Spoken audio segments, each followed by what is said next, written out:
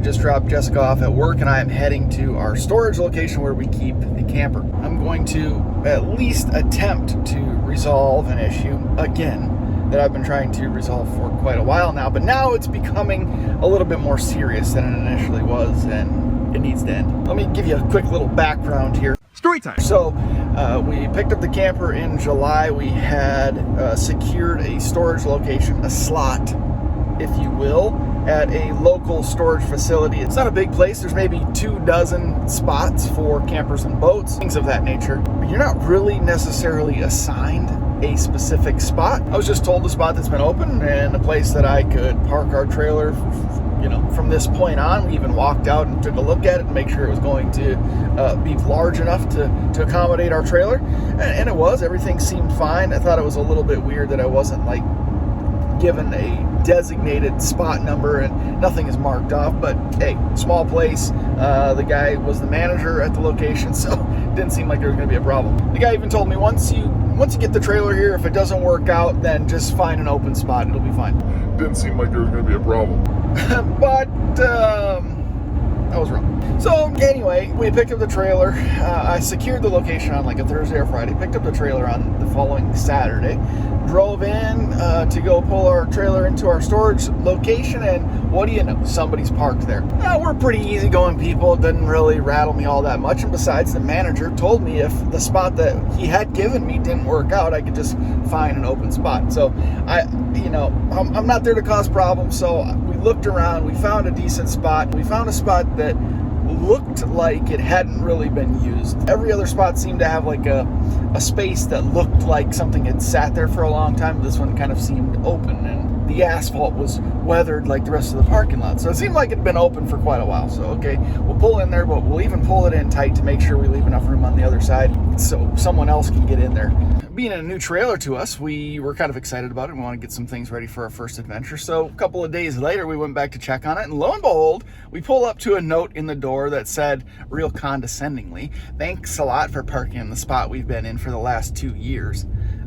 I can feel the tone. I can feel the attitude. But hey, you know what? I understand. Somebody had parked there for a long time, and now some trailer is in there all of a sudden when they tried to get back from their trip. I get it. So I immediately emailed the facility, let them know that someone was in our spot. When we brought our trailer in, we tried to pick a spot that seemed to be unused, and it wasn't. So please let me know where we can move the trailer, and all will be well, because we don't want to start any problems. I didn't hear anything back at all, so I called again. Actually, I stopped in on the following Tuesday, and the manager wasn't there. He's out on medical leave, but the old manager will be in tomorrow. I'll leave them a note and let them know the issue, and they'll get back to you.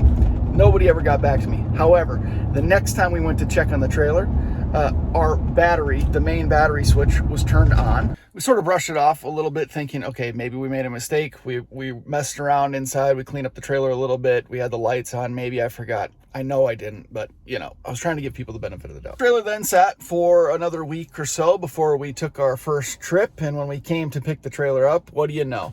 The main power was turned back on, and all of the cubbies were unlocked. One was even actually swinging open. We have sort of our ritual, our standard practice every time we come to and leave the trailer. Even though this is our first one, we've got it down pat now, and we go around and we check all of those cubbies to make sure they're locked. This is the first time I found out that these are universal keys. That's going to have to change. Learn something new every day, I guess. But the fact that someone had gone around and actually opened all of those cubbies really pissed me off. I know there's cameras back there, and they have to know there's cameras back there also, which is probably why they didn't steal anything, but they were open. So we locked them up, went on the first camping trip, whatever, brought it back. Same thing again.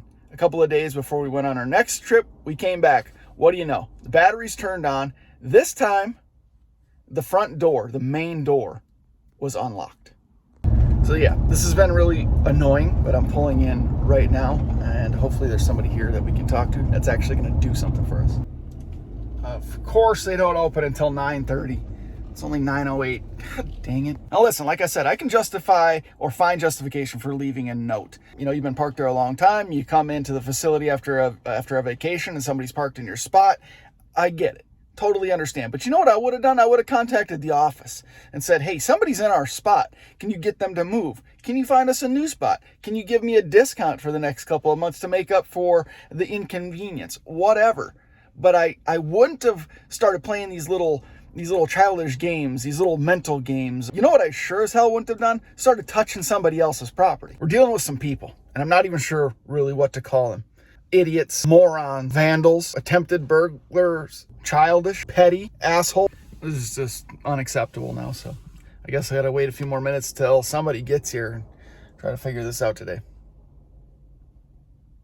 Well, it is now 9:47 and still no one is here at the office, so I gotta say, customer service at this place continues to just impress. Okay, here's an update for you. I wasted half of my day on this nonsense yesterday.